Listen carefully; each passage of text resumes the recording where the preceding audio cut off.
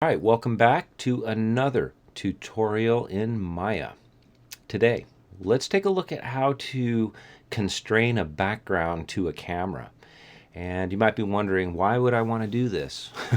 Okay, well, you'd want to do this because a lot of times you don't want objects moving, as fast in the foreground and in the background because, the natural flow of things means that, whatever's passing in front of the camera, the closest to the camera, is probably going to be going by the fastest.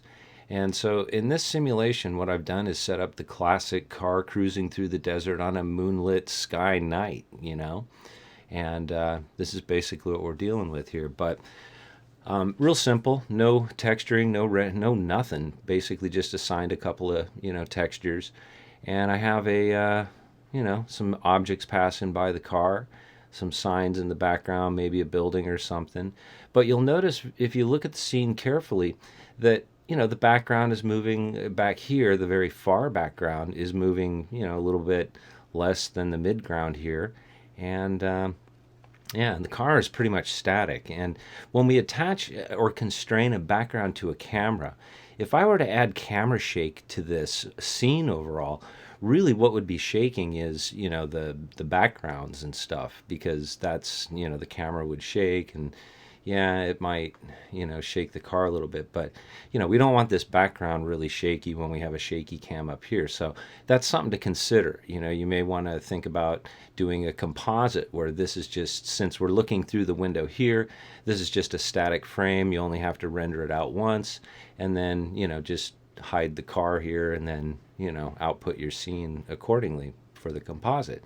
So that's just something to think about at the start. Okay, so anyway, let's take a look at this scene a little closer, and I want to show you kind of how I have this constrained to the camera. I'm going to go back to the beginning of the animation, and I'm going to scrub through it and watch the difference between this plane and this plane. I just made a plane and used the soft modification tool to make some bumps. Okay, so no big deal. And I'm going to cruise through there like this real fast. And you can see where one is moving a little faster than the other. And also, as well, you'll notice that usually the moon in the sky doesn't move very much at all, if at all, because it's so big and so far away. You don't really notice that it's moving by the sky. So if this is in your scene somewhere and you want it to be, in the scene, you have to kind of move your elements into place so that if we constrain this to a camera and it's out here somewhere, we'll never see it, So basically that's something to keep in mind as well. Okay? So that's kind of what I want to show you here. It's real simple to do, but kind of hard to find information on it and kind of hard to get it, kind of processed in your brain to begin with. So let's just process this.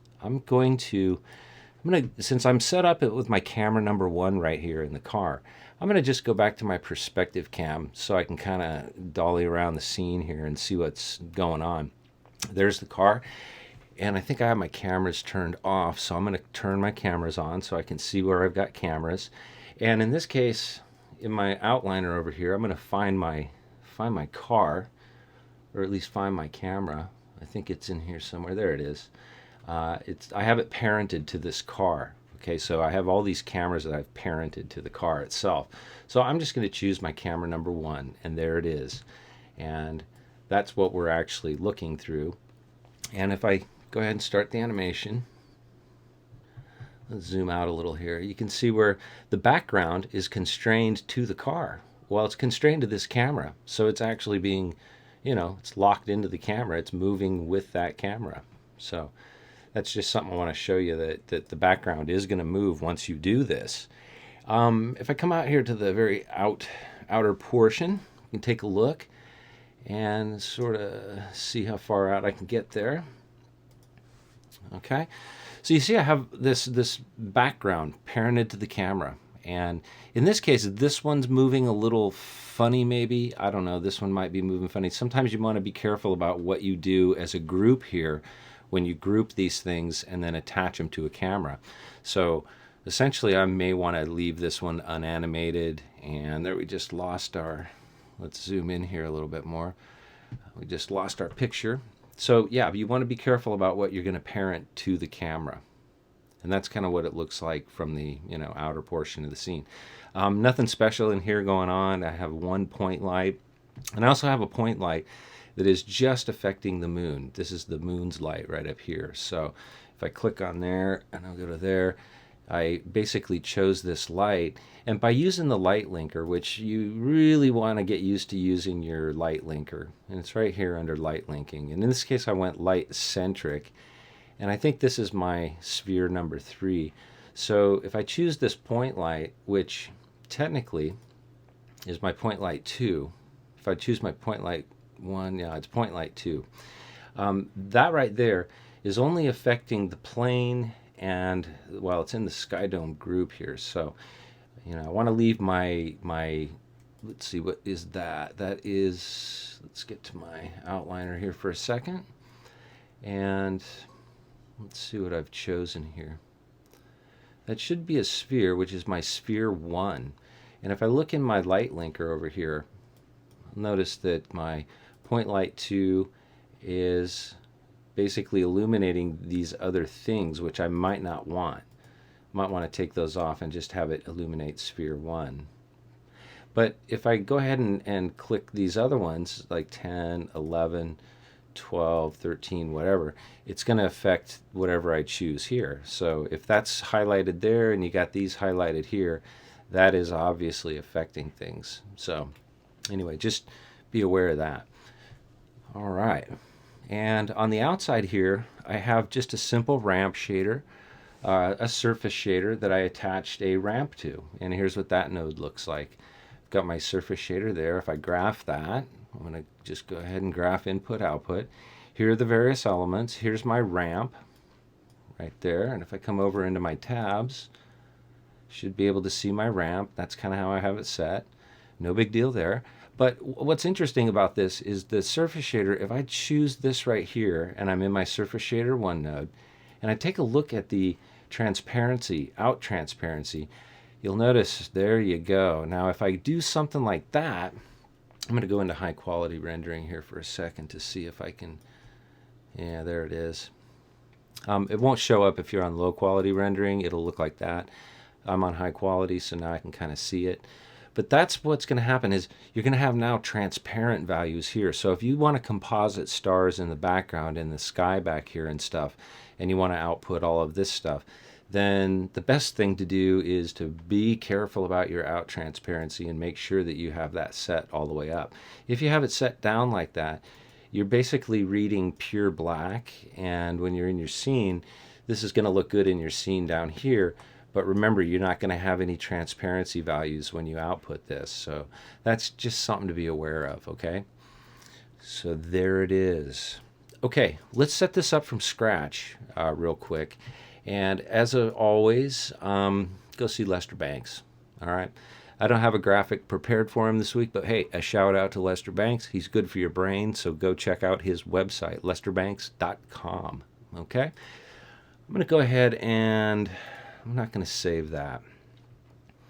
I sort of built a scene right here just with the planes, and I'm going to go into my perspective camera and make sure we've got everything set up. You can see right there, there it is. I just sort of rebuilt this scene just to play around with. And right now I have it constrained to the camera itself. So I've already set it up and constrained it. But I want to show you something. If you come into your outliner, you're going to notice that the node for that, that constrained node is right here. So, essentially I have camera 1 constrained, to this, or the background group constrained to my camera. So right now it's working. If I take my node right there and I just hit delete, all right, now I'm back to square one where I have a camera down here. Let's choose our camera. Let's see if I can get that little guy. There he is. Okay, so I'm going to go ahead and hit play. All right, and you can see where there is a little bit of animation going on here, and I've done that on purpose, but I'm going to go back to square one, and I'm going to take all the keyframes I set on this plane. I do have a keyframe set there and one set there. I'm going to go ahead and just delete my keys real quick. So, okay, we'll go to keys, we'll delete those guys, and now it's not going to move anywhere. So we'll start from scratch, okay? And there it is. Now the first thing you want to do is select whatever you want to attach to the camera and just select it. In this case, it's our plane right there. It's going to be this sphere right there, which is sphere 1, and this sphere right here, which is sphere 2. So we've got 3 elements that we are going to just basically group. So go ahead and group those. Go ahead and hit your group. And I've already done that, so they show up as what I've got called my background group. Okay? So there they are, that plane 1, 2, and 3. So do that, and then create yourself a couple of planes. These are just independent planes right here. I got one right there and one right there. I actually just made one. I copied it and reversed it and put it right there. Okay, and then I made a road right here. And then there's a little plane of dirt right there. So real simple stuff, just working with some planes and some basic textures. I also assigned that surface shader to this right here. Okay, so that's it. That's all you got to do. Okay, so now that we have that group made, let's go back to the outliner real quick. And we're going to select the camera first. And then we're going to select that background group, Command or Control selected if you're on a PC, I don't know. Just make sure you do that. And what we're going to do is make sure you're in your animation menu set. Come up to Constrain and go to Point and make sure that you have your maintain offset. In this case right now, I want to maintain the offset. Maybe we should do this. Let's go through this. I'm going to unclick maintain offset for a second. And I'm going to go ahead and I'm not going to add it yet. What I want to do is see where I'm at. So I'm going to come to my panel and let's get inside that cam. So that's what our camera is seeing right now. And that looks pretty good to me. So I'll go ahead and choose my camera. Then I'm going to go ahead and choose and select that background group. And then I want to constrain and point constrain. And you do have a number of axes that you constrain. You can do all of them. You can do some of them. It all varies for what you're doing. But for this purpose, let's just say that we unclick maintain offset. Okay, if that happens and you hit add, chances are it's going to do something strange. Okay, it totally repositioned itself and did something we weren't expecting. Well, that's because it's not really correcting for what you set the scene up for. So that's what I wanted to show you. We're going to basically take that constraint, delete it, and we're going to do this again. We're going to go back to camera 1 and we're going to control select our background group. We'll constrain, do the constrain point, and let's check that maintain offset. And now hit add. Okay, well, you see, it didn't go back to the position that we wanted it to because we actually reset it as we were doing this and did it wrong. Okay, so that's just something to be aware of. I'm going to go ahead and go back to this background constraint and delete it there. And we're going to basically stay in this camera and reposition it. And in this case, I'm going to sort of position it somewhere. Let's see. See, it looks like we constrained it, but it messed up our geometry and everything. So, you know, you can see where it's moving and something is happening. So we really got to get rid of all of that. And in this case, because it's doing something really totally funky, I might want to just get rid of the camera and just create another camera real quick. So I'll go ahead and take that camera. I'm going to delete it. I'm going to come back here and we'll just basically create another camera. But I want to correct my scene. I have no idea of what happened there. Because I had this done prior, it still has some leftover information in there. So everything looks a little weird. It's not moving right now, which is cool. So let's sort of bring this back. I'm going to try just selecting everything. And we'll just try bringing it back kind of a little ways. We'll just bring it back there a little ways. And I'm going to try and get this plane. And it looks like, there it is. Something happened in there where, you know, basically this kind of stuff will happen when you start constraining things. So anyway, let's work with that. Pretty basic. I'm going to go back here to my camera now, and we're going to create a new camera. So we'll create a special camera, and there it is. And I might as well go to my panels, look through that selected camera, and let's sort of find an angle find an angle that we can work with. Okay, so let's just say we go with that, just for fun. Okay, and we're in camera number 1 now. So let's do this again. Let's come up into the, let's see if we can find the outliner. Don't know where my outliner went. Okay, and let's look at camera 1, but let's also look at all of our other stuff. Let's look at everything we've got in that scene. In this case, there's my camera 1, here's my background group, and there it is. So I'm going to go ahead and select camera 1, I'm going to go ahead and command select background group 2 again, and I'm going to go constrain, point, and this time I'm going to leave maintain offset, everything just like this, you see it there. I'm going to hit add, and now we're good to go. All right, and let's make sure we're showing our cameras, which we are. And technically, it's not going anywhere. Well, that's cool because we haven't actually animated our camera yet. So let's do that now. Let's go to the perspective view, and let's look at this camera down here. I'm going to sort of deselect everything there and kind of come around here. Kind of get a position where we can kind of animate that camera. I'll go ahead and select the camera. Let's see if we can get that guy. Yeah, there it is. Okay, so I'm going to select that camera and we're going to animate it as it's driving down the road. So I'll go ahead and just, come over into my translation values here, and I'll kind of set a keyframe on all 3 of those. I mean, you may or may not want to do that. I don't know. Sometimes, I don't know. Sometimes it's not good to do that. Then we're going to move our camera all the way down here to the end. And I'll go ahead and actually let's bring this to the end here first, and then let's bring our camera down a ways. All right. And now I'm going to keyframe and key selected right there. So now it should just be moving across the scene. All right. So that looks good, but let's go into that camera by just selecting it, and let's take a look at what it's doing. Well, we're moving down the road. This one's moving, but this background is not moving at all. Okay, and that might look a little funny, even though it's constrained to the camera and it's supposed to be immense in scale.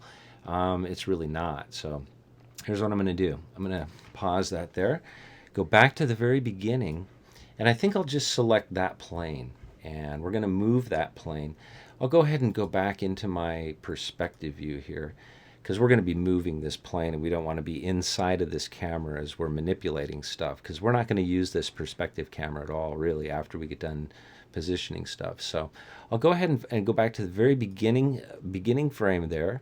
You can see where it's moving, and let's just take a look at which values. In this case, it's moving on the X. All right, so it's cruising along on the X. So we'll just take this from frame 1, wherever it is there. I'm going to go ahead and set a keyframe there. I'm going to move it all the way to the end. And in this case, let's just put it back there like that a little bit. And I'm going to go ahead and go key selected.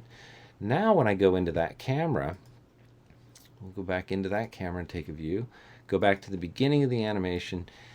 And now we have sort of a natural movement, in between our foreground, midground, background, whatever. All right. So that's essentially how you would go about, constraining some objects or geometry to a camera. And that might very well be it might be a matte painting, it might be some objects, it might be a landscape like this. I don't know. You be the judge. But you can really do a full 360-degree panorama like this and have everything kind of stay and look, in perspective the way it should. So it's a good way to build a set, and that's kind of what I'm getting at there. So one thing to be aware of as we're animating the camera, I'm going to go ahead and go back to, let's see, we'll save that scene, and we're going to go back to the other one I had open, the one where I basically ended. We're going to take a look at this camera real quick. I'll go back to the beginning of the animation here, and I think what I'll do, we'll go to the perspective mode, because I don't want to mess up any of my cameras. I'm going to come around here, I'm going to zoom in here, we'll come down here, check out the car, that's where it's going right there. And I think what I want to do is show my cameras. So I had my cameras turned off. And I'm going to go ahead and select that camera. Let's see, I think it's in my chassis group. There it is. And there's my cam. Now, be careful when you want to animate this. We'll go ahead and do an animated move on the camera. I'm going to check my rotational values here. And I want to basically look over here and make sure what you're doing, maybe just singularly keyframe something. So if I wanted to do a pan like this, or I mean, to kind of turn in and look up the landscape a little bit and then turn back, the only thing it's affecting over there is that Z value. And you can see that Z value in the numbers over there kind of moving around. So I'm going to start out with it at 90 degrees. So I'm going to go ahead and set it at 90. And I'm going to go ahead and key that. And I think I'll just bring this up here a little bit like that. I'm going to key it again at 90. And then I'm going to go from 90 degrees.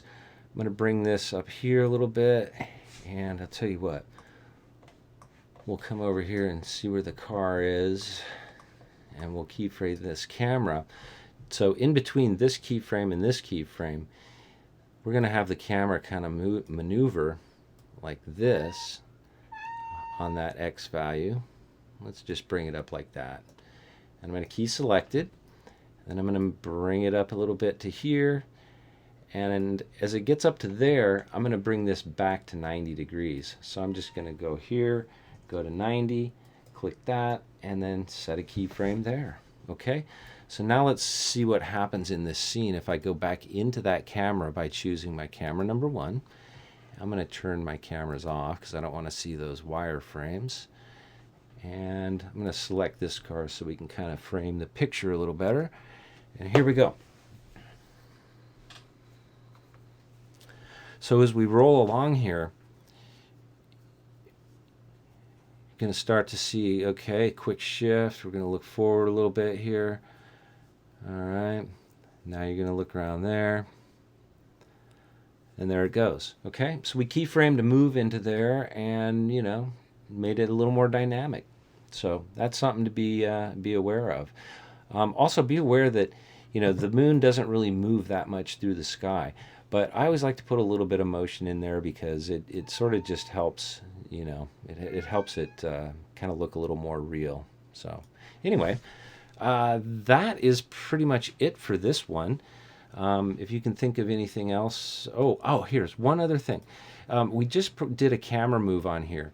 And if you open up your, I don't know if I really want to get into this or not, but if you open up the graph editor and look at what we've got going here, let's just sort of frame everything. Here technically is our movement. Let's go down here and look for a rotate.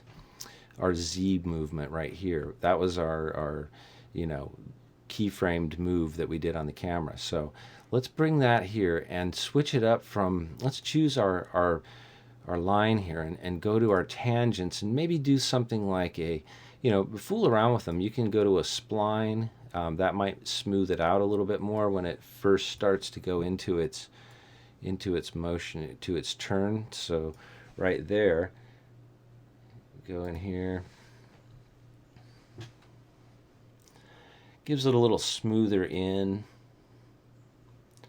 and it'll probably come out a little smoother too. So anyway, you can play around with that in your graph editor if you do a move like this. It's really easy. So just play around with the tangents. Sometimes you might want it stepped so that it's harsh like that. Sometimes you might want it just as a linear. Sometimes you might want to make it a spline. Maybe even a plateau, so it comes in and does, and you can see what it does by, playing with it. So anyway, that's just something to mess around with. Okay, so that's the tutorial. Have a great weekend. I hope you learned something. As always, be a really good person because the world is counting on you today. And read a book, too, because it's good for your brain, and you might get some answers. All right, and thanks for watching, too. And we're now up to 5,000 subscribers. So I say thank you to everyone on YouTube, and let's make this a great year. All right, thanks for watching.